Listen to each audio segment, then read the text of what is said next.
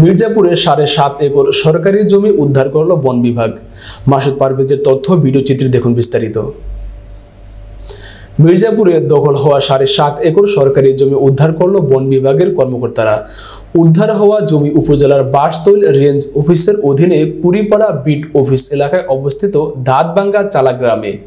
বৃহস্পতিবার সকাল ৮টার সময় উক্ত এলাকায় বন বিভাগের কর্মকর্তারা অভিযান চালিয়ে দখল হওয়া জমি উদ্ধার করেন।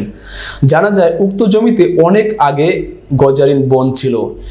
এলাকার প্রভাবশালী ব্যক্তিরা ভুসি জঙ্গল কেটে কলা গাছের চারা রোপণ করে জমিটি দখলে নিয়েছিল।